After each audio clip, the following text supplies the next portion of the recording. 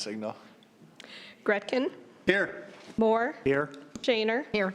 Gott, Here. Waters. Here. We stand for a moment of silent prayer followed by the Pledge of Allegiance, please.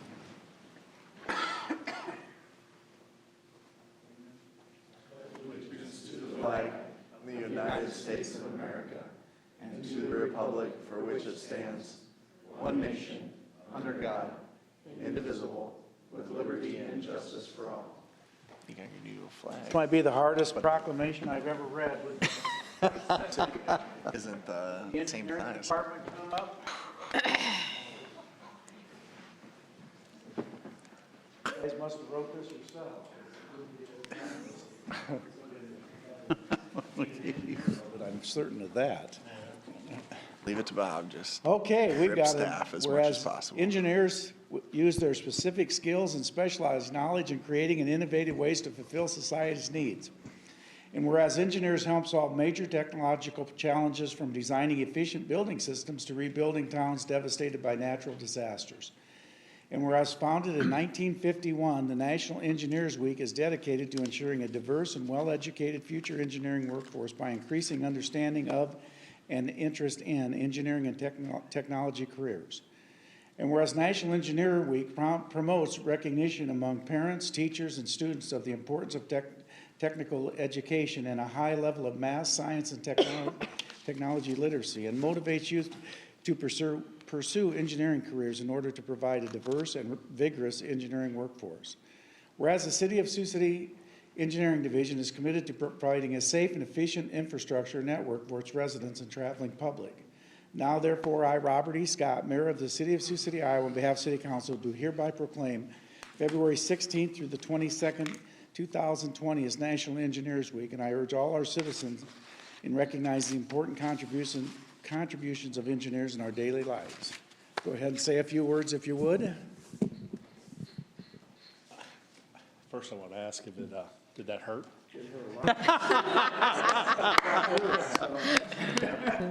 Hope you guys aren't engineering majors. Well, I want to thank you. I do think it's important that we acknowledge engineers during Engineers Week. It is I felt So I a don't good, have to do a lawyer one, I'm okay, but now we're talking about a lawyer one too. we could look into that. We can always make one. All right. This is National Engineers Week, though. This is not something we just made up. But I do want to introduce the engineering division. Over here, we have Justin Powder. We have Katie Schultz and Nate Wing. And we have a few engineers in the audience from some firms, if you guys want to stand. All right. I was going to say no one's standing. All right, there you go.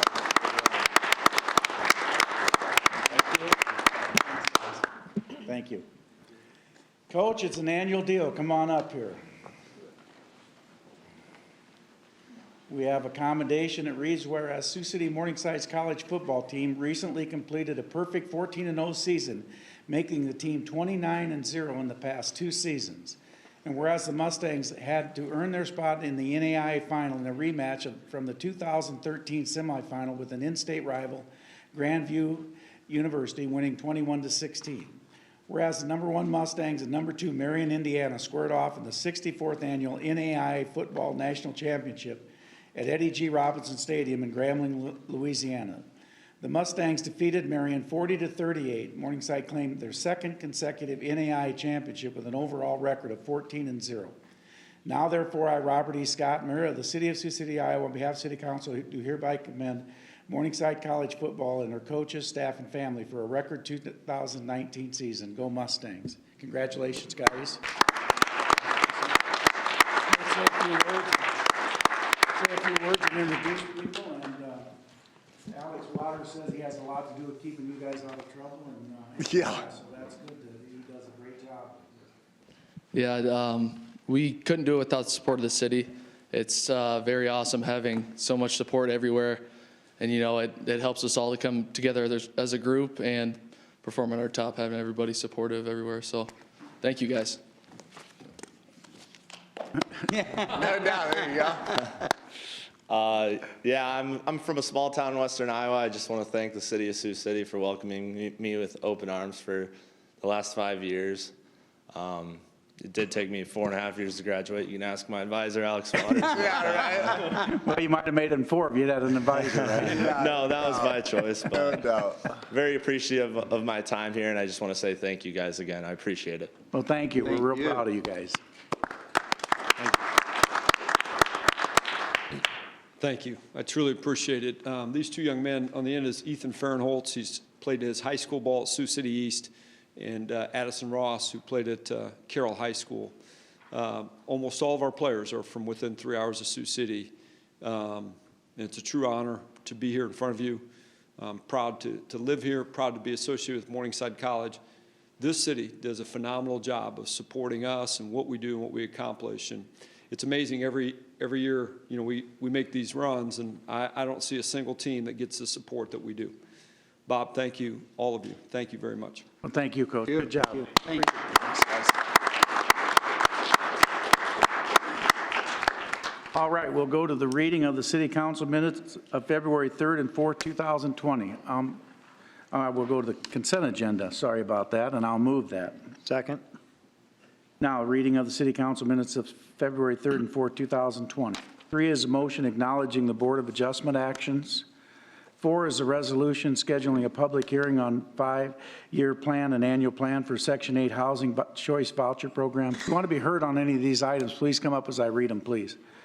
5 is a resolution scheduling a public hearing on the Grandview Park Tank Replacement Project, SRF Environmental Review. 6 are actions relating to grants.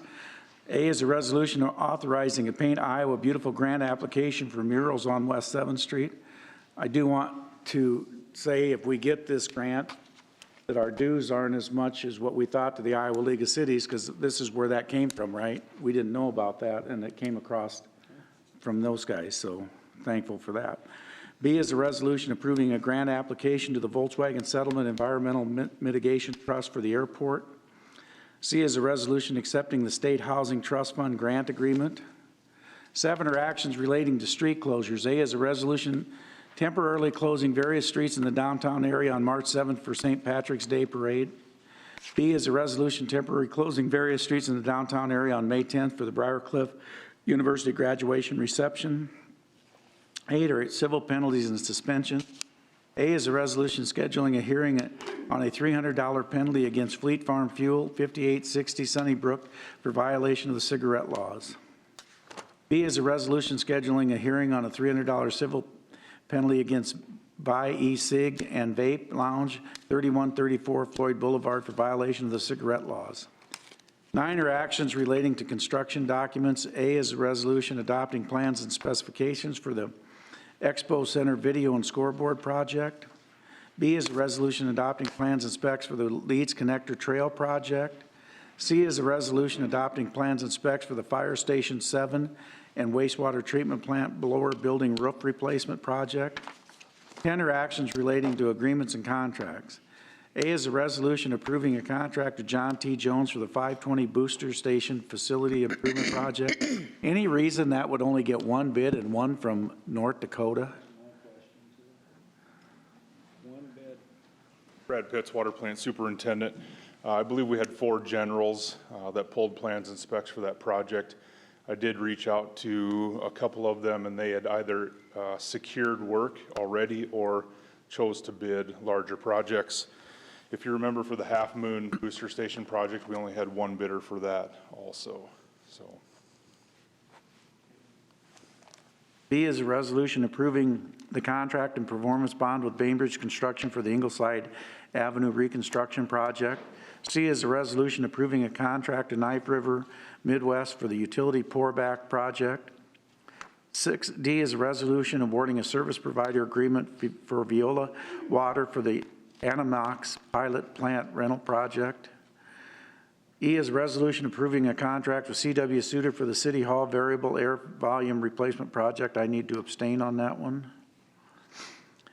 F is a resolution awarding a contract to Redlinger Brothers Plumbing and Heating for the Tyson Event Center Cooling Tower Project.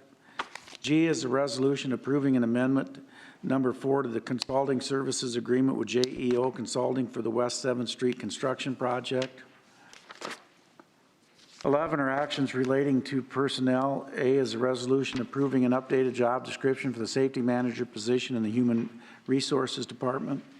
B is a resolution amending the Finance Department authorized payroll complement by reclassifying the budget and financial analyst to accountant. 12 are actions authorizing issuance of checks.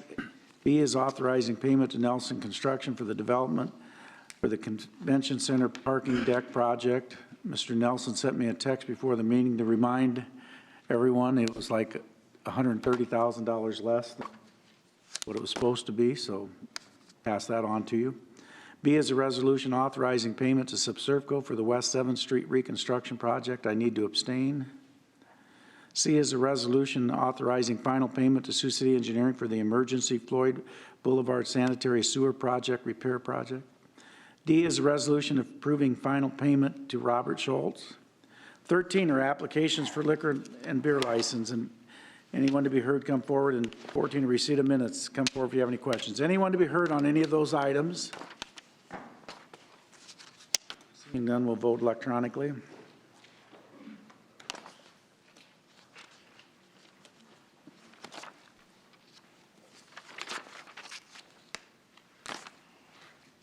Passes 5-0. 15 is a motion accepting P&Z's approval of the proposed fiscal year 2021 to 2025 capital improvement project program. I'll move that. Second. Jason, Gary, Chair of Planning and Zoning. If you guys have any questions on this, let me know, but we just approved the CIP.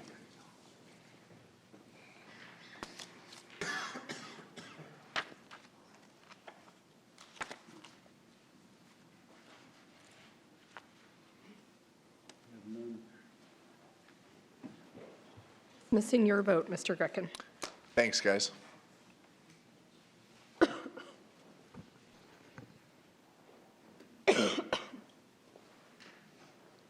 Passes 5-0. 16 is a hearing and zoning ordinance rezoning 4001 and 4003 Military Road to petitioners Al Fagan. P&Z recommends approval. Deferred from January 27, 2020. Motion requested to defer this item to February 24, 2020. I'll move that. Second.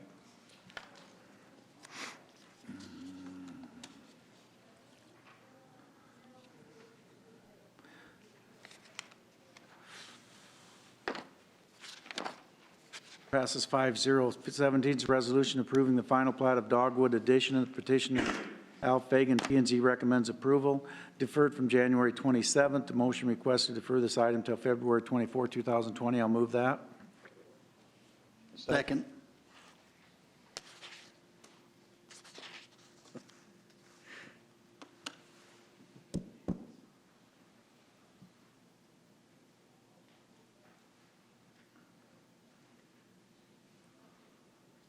Mr. Greckin.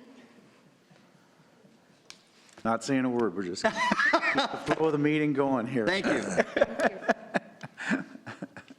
Passes 5-0. Julie might want to help him on this one. 18 is a hearing and resolution approving a proposal to sell property and authorizing a funding agreement property at 2011 Center Road.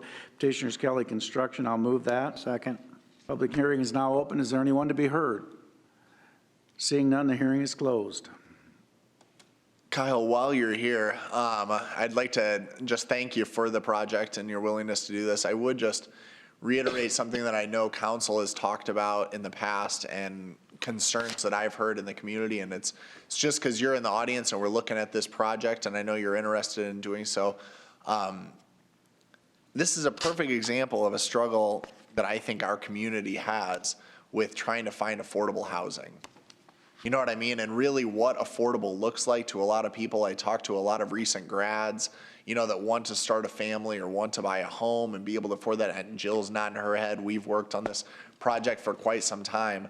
And so, you know, the idea, the concept behind tiny homes or smaller homes, 1,000 square foot, what that can be even smaller, you know, and changing lots so that we can make as much space, you know, and utilize the same garages and things like that to try to drive down costs. But I think this is a perfect example where, gosh, even when you try to make it a tiny home or a small, affordable home, and the mayor and I have talked about this, whether it's materials or otherwise, you know, the sub $100,000 homes are just non-existent anymore. And if they do come up, realtors grab them before they ever hit the market and just become landlords, you know what I mean? And then people just, it's tough for people to climb, and I'm speaking from people even my age, that I think it's really challenging for them to put out and get houses, anything decent, even under 150 is really hard to find without a total reconstruction and renovation. And that's something that I hope our community continues to look to try to problem solve. I think this is a good step, and I appreciate you for stepping up and want to take this project, but it's just another example where even this isn't cheap. You know what I mean? Like and I'm not saying that you're out to make a fortune on any of these. I hope that's not the way it's being taken, but it's one of those where I think we're really going to have to address that to continue to grow our community, especially younger demographics. So thank you for your work on this. I don't know if you want to respond or have any words, but I just wanted to thank you for doing this and just at least express some of my concerns. And we're friends. I'd tell you this outside of the council, but I think I can speak for a majority of the council or some of you that I've spoke with before that I think it's a concern that we have is just that affordable housing, especially for different demographics, whether you're on the younger side or on the retirement side too, and looking to downsize. Absolutely. I will comment on it just briefly, and I appreciate this opportunity as well to work on this project. Jill and her office brought this, put it out, and then I spoke to them about it at length, and it's a very cool opportunity. But I'm amazed all the time too, as a builder myself, at how expensive it's getting to build. Period. So to be able to bring some semi-affordable housing, because you're right, this won't end up being truly low-cost housing at all, but it will be very nice, brand new construction housing. And for new construction, it will be at very affordable prices and be offered to residents of the city. So, can we get your name and address, Kyle, please? Kyle Kelly, Kelly Construction, 312 Court Street, Sioux City. Thank you. And what my young friend always says is, costs too much in Sioux City, but it costs $200 a foot. I don't care if you're in Omaha or Sioux Falls to build a house. Yeah, that's actually just, even more that's in just Sioux the Falls, problem. but yes. It doesn't matter where you're at, and that's the baseline. If you want some fancy stuff in it, it's going to be more than that. So it just costs a lot of money for the materials for a house anymore, so. It does, and labor. Yeah. Yeah. No, I appreciate the opportunity to work with the grant that is going to fund this project, and I think we'll be adding some great houses to the stock here. Thank you. Looking forward to it. Yeah. Thanks, man. Thanks, Cal. Did the vote come up? I'm missing votes from Councilwoman Shaner and. Oh, it's I was working waiting right for here. him You guys must be voting before we listen to people. I like to listen to them. Oh, We okay. closed the hearings. There was nobody talking on the two before that, so which passes 5-0. We'll move on again. 819 is a hearing and resolution approving construction documents for the Myrtle Street Reconstruction Project. I'll move that. Second. Hearing's now open. Is there anyone who want to be heard? What's the bid date? I don't remember. February 18th? Yes. They'll start. Okay, thank Board you. of Affairs, City Engineer. Yes, that's bidding out next Wednesday. Okay. Tuesday, the 18th. Yeah, it wouldn't be Wednesday if it's the state. Thank you. Go ahead. Can I say one last thing? And not with you, Gordon, sorry. I just wanted to acknowledge Jill. I don't know if you'll leave before the council concerns, but just wanted to say thank you. You and I have been emailing about tiny homes and projects like this probably for over a year. And so I really appreciate your willingness to keep pushing this forward and find a solution that we could do. So I really do appreciate that. Thank you, Jill. Sorry, Mayor. I'm going to move we close the hearing, or the hearing's now closed. Now's the time to vote. It's done. You're up. Just trying to help. Just want to help, that's all.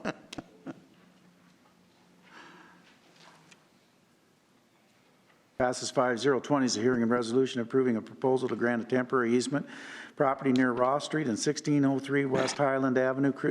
Petitioners Chris Agreo. The public, well, we need a second, I'm sorry. Second. The hearing is now open. Anyone to be heard? Seeing none, the hearing is closed. We can now vote. Sorry, Pete. That's okay. Pick on the old guy. Passes 5-0. 21 is a hearing and resolution accepting the proposal of TKR Trucking for the lease of land in the Donner Park Urban Renewal Area, property near the airport. I'll move that. Second. Hearing is now open. Anyone to be heard? Seeing none, the hearing is closed. Time to vote.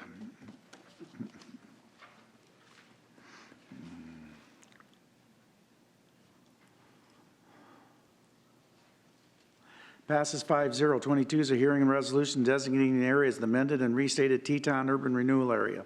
I'll move that. Second. Hearing is now open. Would anyone like to be heard? Seeing none, the hearing is closed.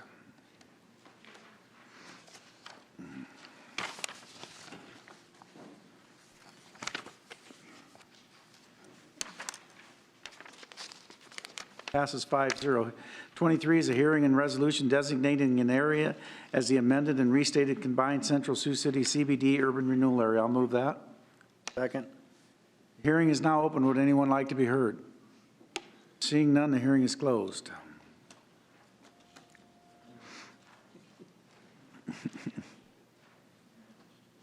He's in a flow now. We're good. Passes 5-0. 24 is a hearing and resolution designating an area as the amended and restated Donner Park Urban Renewal Area. I'll move that. Second. The hearing is now open. Would anyone like to be heard? Hearing is now closed.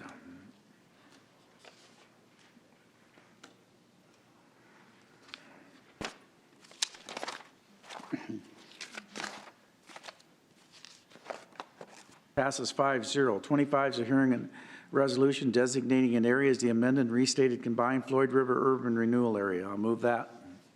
Second. Anyone to be heard? The public hearing is open. Seeing none, the hearing is closed.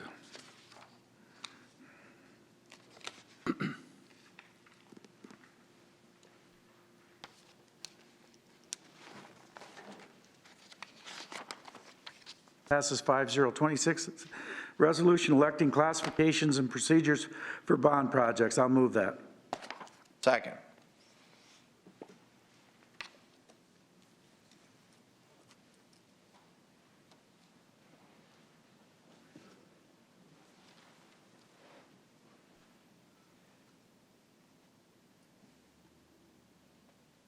Far off, Tom. Passes 5-0. 27 is a resolution fixing the date for a meeting to discuss the issuance of GO bonds not to exceed $14 million. I'll move that. Second. Mike, any idea how much anybody know, we said to use red light money for anything that was public safety. Did that lower these bond requirements, or are we keeping them high and not floating as much? I think we're just keeping a tabulation right now. Okay, so you got it high enough that Yep.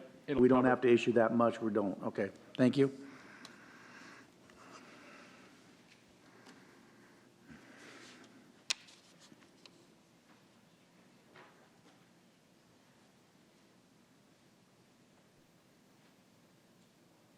So it could go lower. Yes, this is the maximum. Yep. Passes 5-0. 28 is a resolution fixing a date for a meeting to discuss the issuance of GO bonds not to exceed $9.5 million. I'll move that. Second.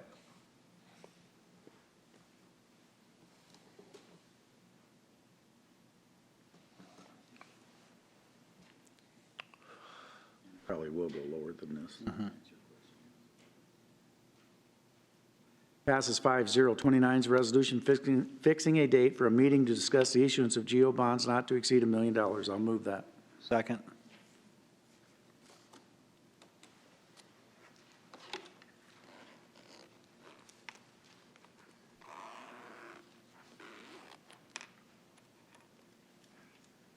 Passes 5-0. 30 is a resolution fixing a date for a meeting to discuss the issuance of GO bonds not to exceed $1 million. I'll move that. Second.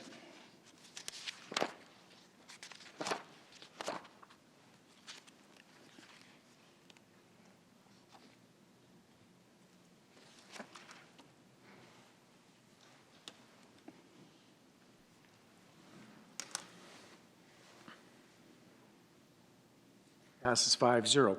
31 is a resolution fixing a date for a meeting to discuss the issuance of GO bonds not to exceed $700,000. I'll move that. Second.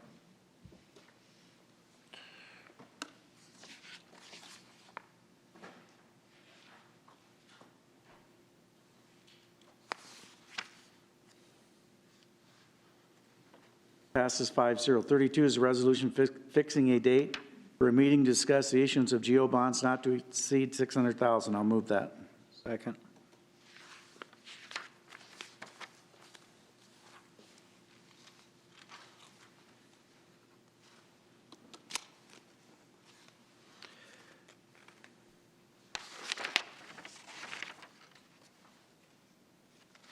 Passes 5-0. 33 is a resolution fixing a date for a meeting to discuss the issuance of GO bonds not to exceed $550,000. I'll move that. Second.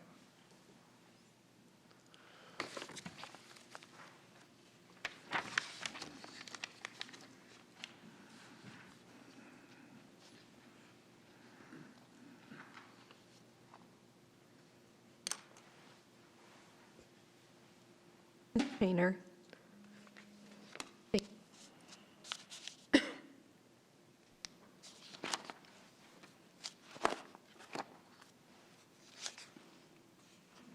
Passes 5-0. 34 is a resolution approving a loan modification agreement and First Amendment to the mortgage with Centennial Manor Partners in a subordination agreement with Centennial Mortgage Property at 441 West 3rd Street. I'll move that. Second. Jill, is this similar to what we've done? You had all these things going back and forth, and I have to tell you, I'm not a sharp legal mind like Mr. Moore, so I want to make sure we're doing these similar to what we've done with the other groups. Sure, Jill Wanderscheid, Neighborhood Services Manager. We have done this in the past where someone has requested a loan modification and a payment up front, and so this is consistent with that. Okay, and we do have them on a schedule to pay back and that? Yes, yep, surplus cash if available each year. All right.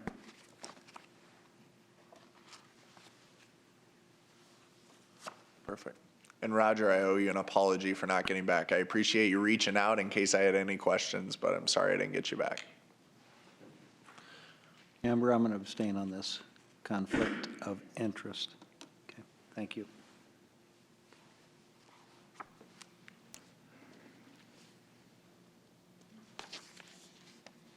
Passes 4-0 to 1. Mr. Moore abstains. 35 is a resolution approving a loan modification agreement, First Amendment to mortgage with Townview Partners and a subordination agreement with Centennial Mortgage Property at 425 West 3rd Street. I'll move that.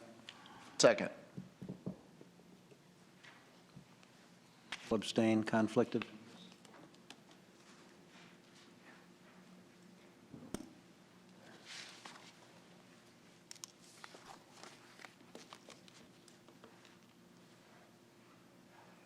Passes 4-0 to 1. Mr. Moore abstained. Chris Larson Park Riverfront Redevelopment Project.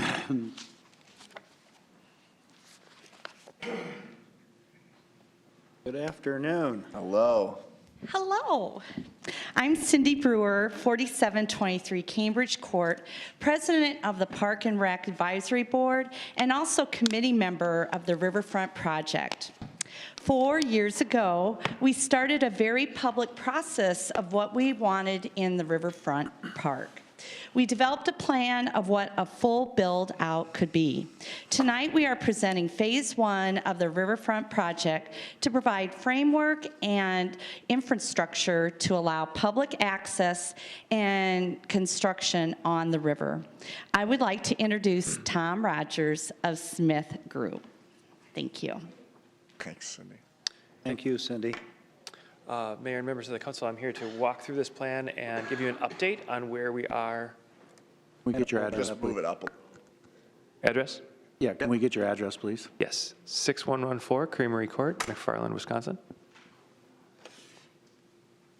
To walk through the 90% plans for the construction documents of Phase 1 of Chris Larson Park. I'll walk through the overview of those improvements and give you some key updates on what we've refined and talk a little bit about budget and phasing moving forward. We are here in review of our 90% set for the construction documents. There will be, as part of that, there's this public presentation. The final plans based on input we received from city staff will be incorporated into a document on February 28th at the end of the month. And we'll move to final approval and hopefully go to bid and then award of contract in May of this year.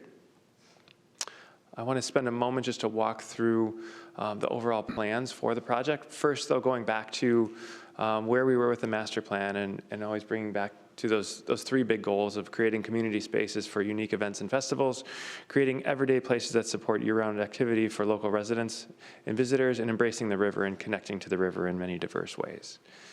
This is the master plan that we developed about 4 years ago, and we've refined over the course of the last 3 years, really starting with those big three goals and moving through a very stakeholder-driven process to get us to where we are now. I've been in front of you several times presenting iterations of this plan.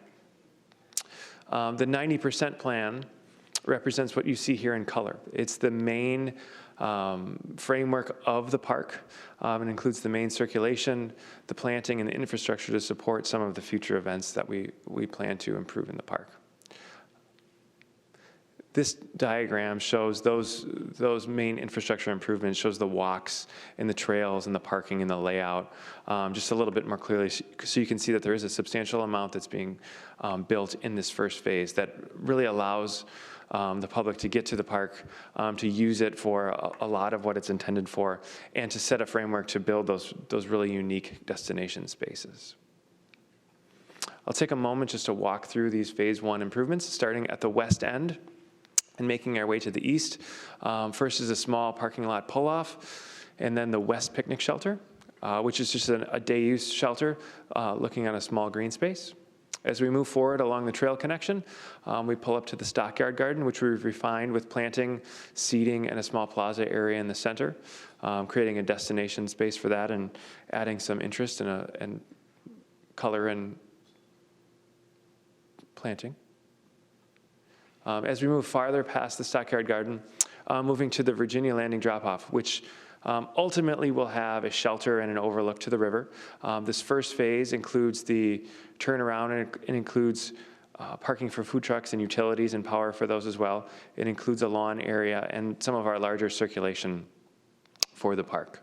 One of the other things that we really worked out with city staff was looking at circulation, not only for day-to-day use, but also for special events, such as RAGBRAI, and also some other considerations we made, particularly to deal with flooding and emergency egress. We understand that while the DOT is making improvements to Hamilton, that will alleviate some of the flooding issues we have had at that intersection. The overall park plan does call for the closing of Chris Larson Park, and we understand for emergency egress and under special circumstances, there may be the need to move people through this space.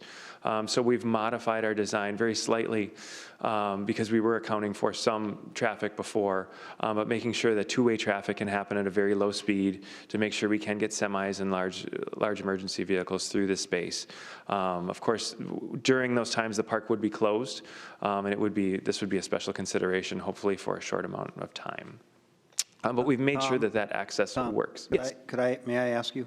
Yes. A question, where the food truck location is? Yes. As well as the shelters, that will have all utilities and hookups. Correct? Yes, it will have all utilities in both locations at Virginia and Floyd for those. And all of the utility infrastructure will be going as part of this phase that will provide service for future additions. In that central civic gathering area, that event lawn on the south side by the river, we've refined the promenade seating to make it a little bit more interesting, to consolidate it and cluster it together to make it work a little bit better.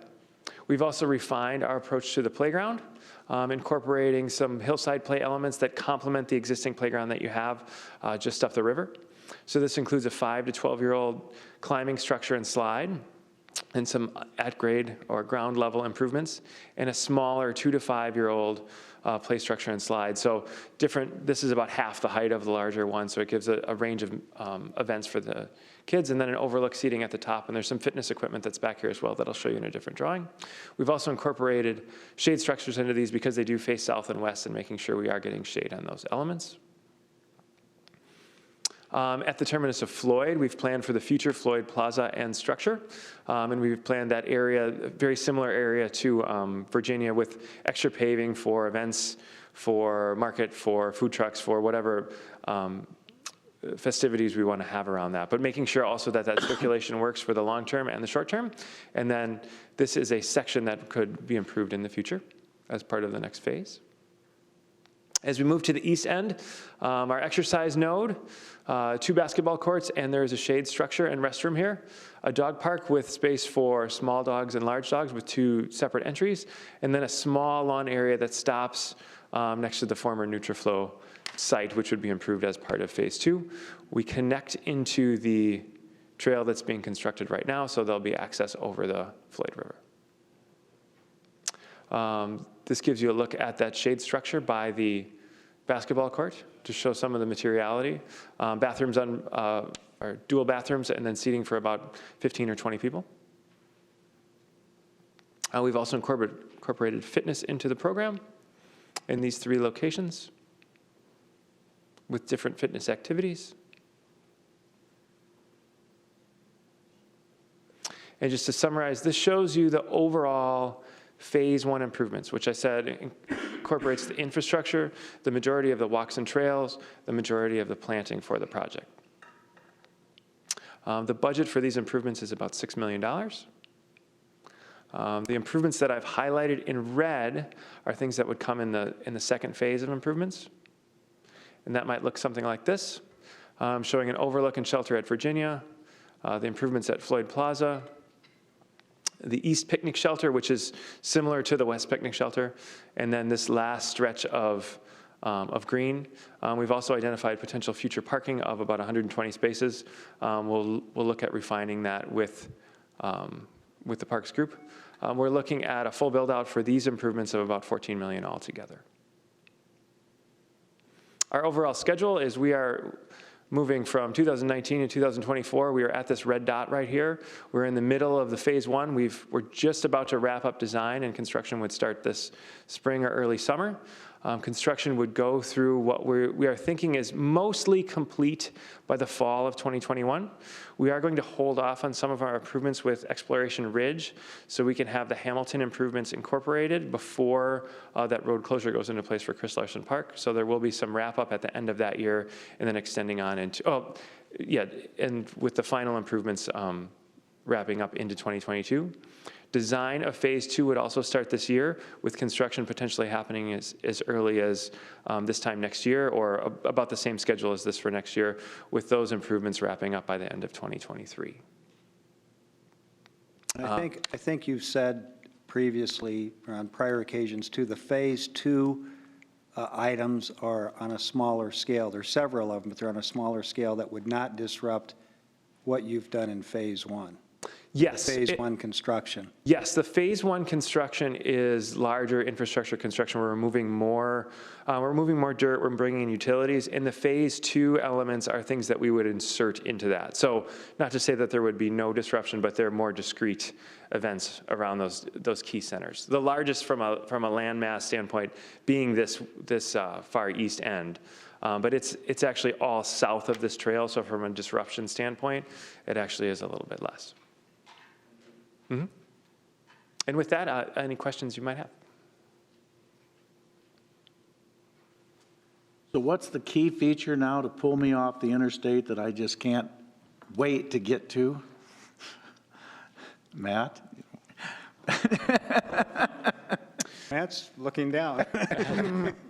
So what we've done right now is we've incorporated this this idea for building phase 1 improvements.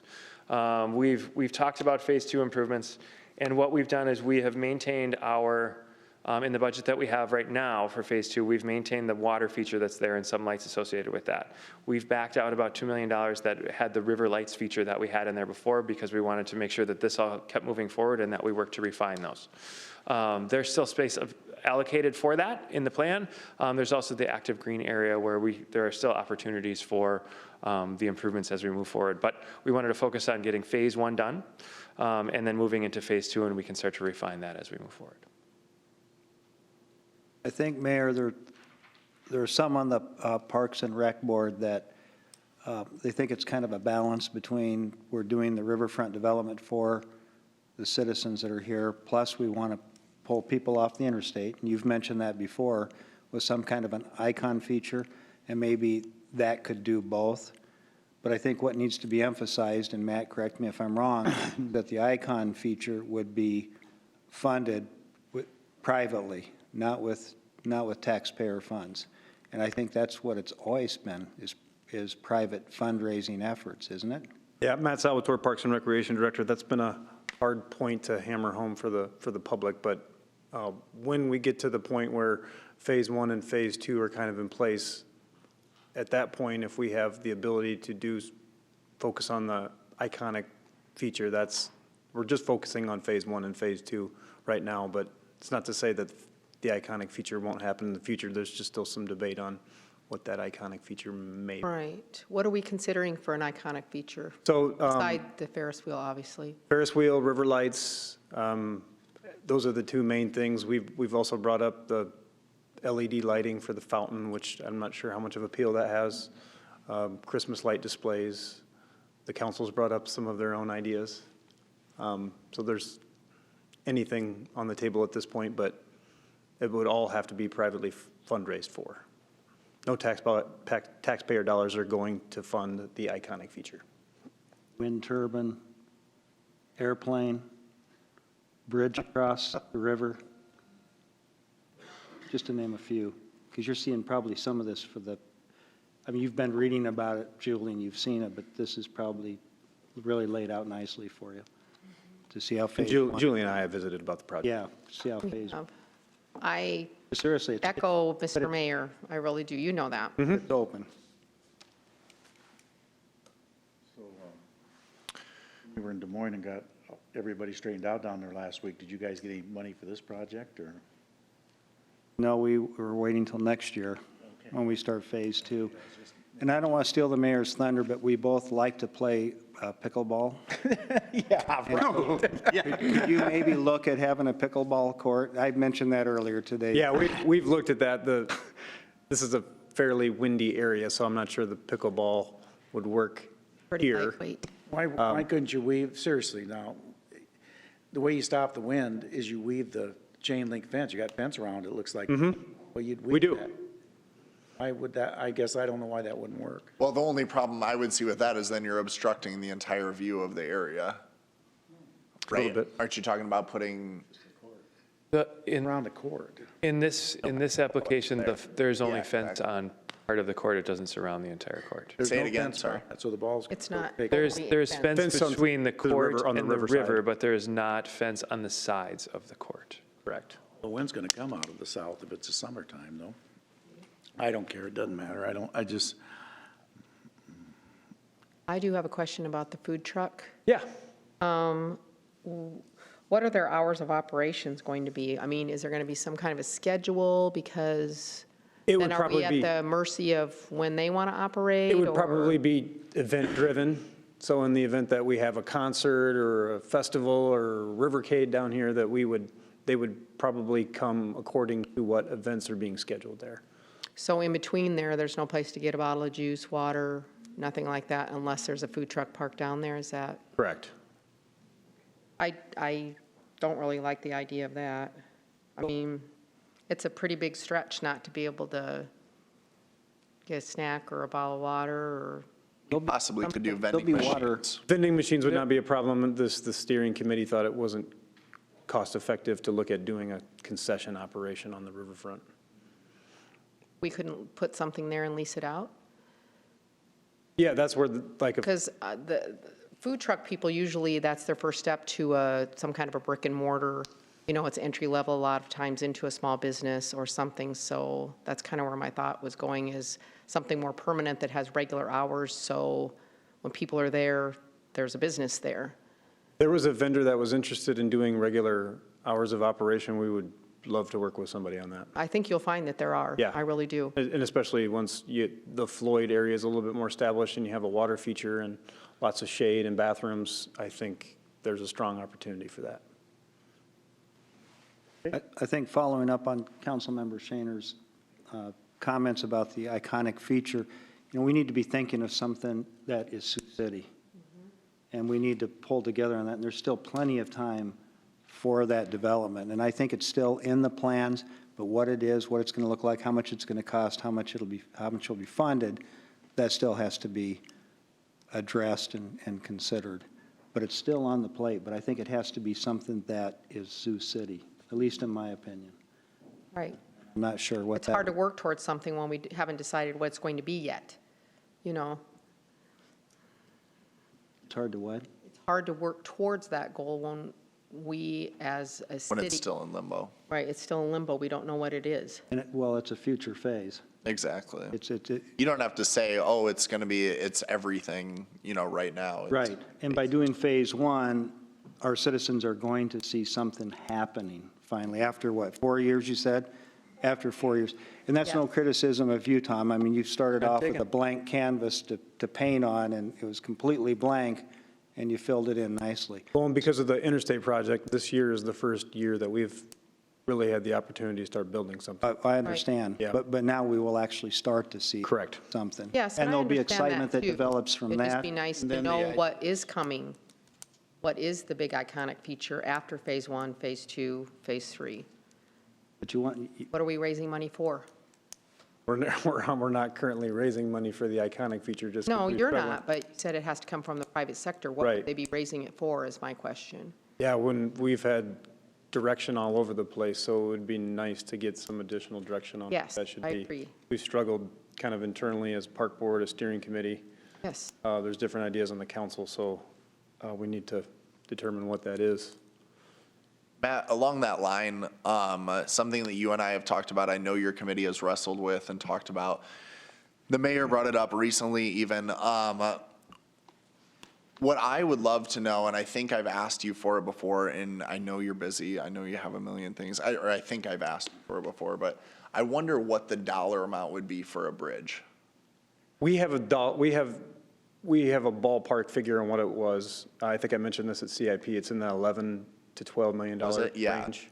That's what I thought. Because I just wondered how accurate of a number, or if that's a ballpark, or if you knew people that were willing to do that. Like if is we a went rough, to, it's a rough figure based on the pedestrian bridge and the Council Bluff. yeah, Omaha Bob the Bridge, that. Yes, Yep. yes. But that's really, I don't want to say really old. I mean, it's years old, right? Mhm. So that's where I'm saying is it actually 15 million or is it actually 11? One thing that we could do, we discussed this earlier, if there's a strong interest to see what it would take to do that bridge, we could do a very rough preliminary design contract and take a look at what it would take, what are possible funding sources, how high would it be, what kind of permitting does it need to take place, and start to put together a framework on what it would take for a bridge. Because I totally understand the cost side of it. I really, really do. And the fact that that cost is almost equal to the cost of the entire riverfront development, like that is not lost on me. I hope you understand that. I'm just saying that I think that there is a real appetite for that. You know what I mean? When Julie's talking about, well, gosh, how could you go for funding that and finding that? Or, you know, what is that feature that people are going to do? And it's a huge dollar amount, but I did talk to like Iowa Great Places and a couple other options of where would that money be able to come from, you know, and it felt like they said, yeah, maybe there would be an opportunity, and the mayor, I think, brought it up in budget time, or I forget what meeting we were in, but just talked about the possibility of federal funding, whether it was earmark or whatever, you know what I mean, that are those dollars somewhat becoming more available or possible? I would love to have a dollar mark so that I could start calling people and seeing if that would be a reality. Right, and part of what we could do is identify where possible funding sources would come from. So with that direction, we can take a look at including that as a part of our phase 2 scope. Yeah, because I do think South Sioux City gets a lot of grants. You know what I mean? Like they're a community that receives a lot of funding from their state and I think national, and connecting to their trail system, connecting to their riverfront development. I mean, I think that there would be some real incentive there. I just want to know what the option is, and I'm happy to work with your team and making calls on behalf too, you know what I mean? And working on that. Well, So yeah, and that's a good point. South Sioux would be a big part. Maybe a share with them. So we would need to start that conversation as well. And that's where I think working with Lance and seeing about cost sharing, working with senators and people on each side of the river. I just think that connecting to their trail system and having really a regional opportunity, it might be something that people on both sides of the river could get behind, and then it's cost sharing. It's not as much Iowa or, you know, Grassley and Ernst putting their neck out, but it's all four working together. Yeah, to make it feasible though, I think a large earmark coming from the state or federal level would have to happen, but. Yeah, I agree. Keep in mind, those iconic features have been in the plans, and sadly enough, there was not enough buzz about the bridge for discussion. In fact, most of the talk was about the Ferris wheel, and I don't know, I didn't keep track of all of the calls I got or emails, but it was, it wasn't real favorable either. It was more of a negative. So I think, But most people thought the city was paying for it. well, yeah, we tried to make that abundantly clear, the mayor, that that wasn't the case. But here's my thought, or here's my philosophy, is once you start doing your phase one, our phase one, and they're actually seeing some development, there are going to be a lot of ideas flowing forward, coming forth, I think, by our citizens. We have a very creative community here, Tom. You've noticed that. Definitely. We're very creative. We get behind something. It might have been premature at this point in time, and we do need a plan for it, but I think as phase one starts to take the development, you know, because you can see all of the paper you want, but once you see it on the ground, I think the juices will start to flow and we'll start coming up with some really good ideas that we haven't thought of yet. I mean, I want to keep an open mind as far as what that something will be, and then we go from there. So that's just what I've seen. It's been slow moving, but I'm not faulting anybody. It's been slow moving for me because you can't see exactly how this is unfolding. So I'm looking forward to the start of phase one. I'm excited about it. I think it's going to be great. It's going to really connect the community and something we can be proud of, and it's going to be done thanks to Tom and his team and the Parks and Rec Board. It's something, Mayor, we're going to be able to do right from the beginning and make it right and do it right and have it well thought out. So thank you, Tom, for all your hard work. Matt, thank you for you and your team as well for getting us where we are today. It's really, really an exciting project. Thank you. Any questions? Anyone from the public to be heard? Seeing none? Matt, if I can talk with you afterwards, though, I'd appreciate it, Tom. Thank you, guys. Thank you. Council concerns, citizen concerns. Any citizen want to be heard? Yep, Stace, come on up.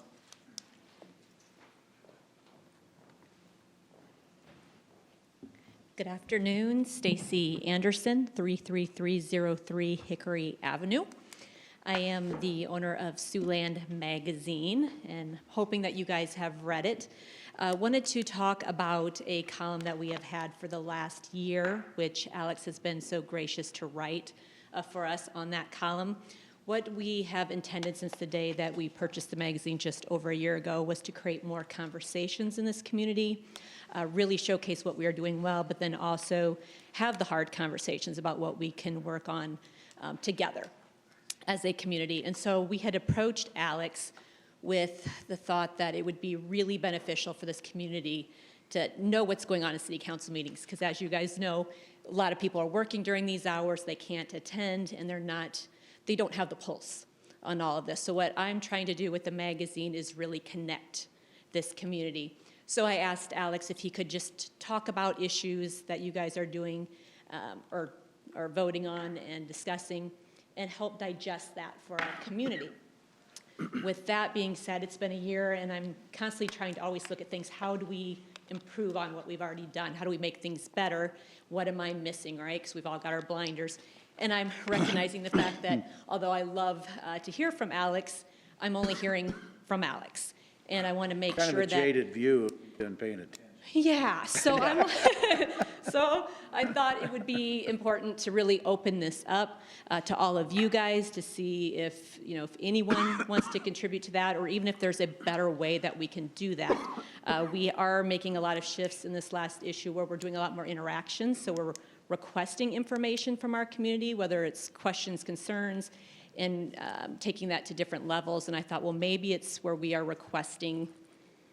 For instance, like with the riverfront, we request from people, what is it that you want to see? Something dynamic. So a little social engineering almost in there so that we can help you guys with that. So really just wanted to approach you guys today. I have magazines here if you want to look at them in my card, but wanted to offer that up to you guys because really what we're here to do is just to, again, create more conversations and bring a voice to organizations and people that are doing really good work. Well, between the council and the staff, we can probably keep you. Yeah. Every month, we'll just have to pick somebody to write something. But we'll be glad to do that. Yeah, perfect. And then it's just whether or not, and I can leave my magazines and my cards. Let me know how you want to approach that, Okay. and if you want us to make requests. Let's, you can make requests as well, that wouldn't be a problem, but let's make sure that Ann gets in contact with the. Yeah. Yeah, and Ann has been before, so yeah, we can coordinate an effort with her and Ann's been Jess. wonderful, too. With her and Jessica and everyone. Thank you. Yep, and can I Appreciate leave it. these somewhere? Oh, yeah. Right there. You can pass them out up here. Right up here. Thank you. Thank you, guys, appreciate what you do. Anyone else to be heard? Mr. Gretkin? I sent a text to Joe Mussel. He went up there. He said there's no car in the 400 block at 20th Street. So Driving that. Problem solved. I'll run by it on the way home too, but I'm sure Joe ran up and checked. But, and the only other thing I was going to mention, and as long as Matt's still here, I received a call at home today from an individual who was wondering if there would ever be a second dock at Bacon Creek. And I don't remember if I don't think there was anything in CIP, was there? No. He thinks it's being used a lot more, and he thought a second dock would be something that we might want to take a look at and plan for in the future. Yeah, Matt Salvatore, Parks and Recreation Director. I think those run in the $7,000 to $8,000 range, so we can take a look at that with CIP requests. Yeah, I appreciate that. Yeah. Thank you. And that's all I have. Really? I have nothing today. I was very pleased to listen to everyone's presentations, and everyone did a wonderful job. Thank you. Mr. Waters? I would just say, let's see. I think the only thing I really had is coming up, what is it, this Wednesday? Yeah, this Wednesday is the Sioux City Growth Organization, their monthly meeting held at United Way, noon to 1. So it'll be on Wednesday. And I think that's it. Thank you. Mr. Moore? A week from today, we will not have a meeting. It's President's Day. Will not be meeting. This coming Saturday evening is the Freedom Banquet, sponsored by the NAACP. And as far as I know, Mayor, you won't be? I thought the mayor and Valentine's Day, I'm Mr. taking my wife out. This is Saturday night. Well, that's when I'm taking my wife out. I work Friday night. Well, and it's Music of Queen. I won't be able to be there either. Well, I don't want to get between you and your wife, because I know I'll lose that. I'll lose that. I'm not going to let Mr. Gretkin, you're planning to go? Yep. And I'm planning to go. We'll make arrangements with your tickets if they're available then for Saturday. Sorry about that. I didn't realize. But that's the Freedom Banquet. And then just briefly, and Jill left, correct? But just briefly, we did talk on our trip to Des Moines last week. We did talk to the legislators and the Speaker of the House about affordable housing and what the definition of that would be. And the more I got into some of the statistics that I've seen, it's clear to me that we need the state of Iowa to be involved in providing affordable housing. And it's clear to me the city needs to be involved as well as the developers. So we've got our work cut out for us for affordable housing. If we're serious about workforce development, we need a place for our workers to stay. And and I'm talking about single-family housing dwellings that are affordable. I think the calculation is 30% of income could go toward housing, and you take 30% of workers' income, and it's tough. And as the mayor said, if it's $200 a square foot, we need to get some help. We need to get some state funds. We might need to get some federal funds. It'd be a good session with the trip to D.C. that the chamber takes. But we had good discussions about it. Will something come out of it from this session? I don't know. But we've got to get the dialogue going. And then just equally important to affordable housing. And when I say affordable housing, I'm looking at housing that would be $80,000, $90,000, $100,000. But equivalent to that, equally important is childcare. And we can talk about workforce development all we want to bring workers into the community, but you have to have housing, you have to have childcare. Good programs, affordable programs.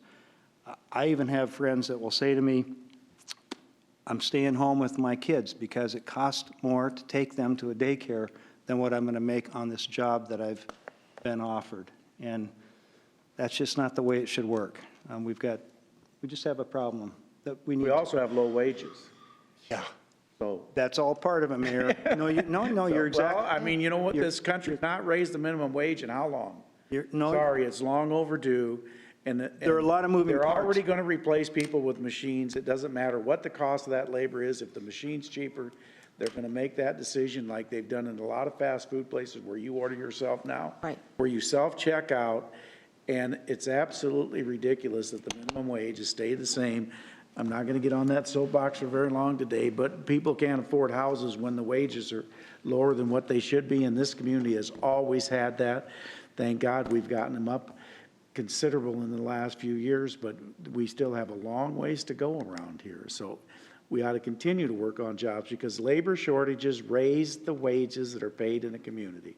Best thing that we could have is a labor shortage. I know the business community doesn't want to hear that, but it's reality. It's raised the wages around here, so. And we're right next to 2 states that have raised the minimum wage. We literally border 2 states that have done. And we're all. But I know with your friends in the legislature, that's never happening, but I still throw it out there. Hope springs eternal for me. Well, and for me too, and I'm going to give you a compliment. I mean, even the mayor of a city can run for president of the United States, Yes. so. Every city has to be at least 100,000 though. All right, with that, I move we adjourn. Second. Well, I got to give you this. Shaner. Yeah, I'll give it to you. Go ahead. Shaner. Aye. Scott. Aye. Waters. Aye. Gretkin. Aye. Moore. Aye. We need to define affordable housing. I think I did, yeah.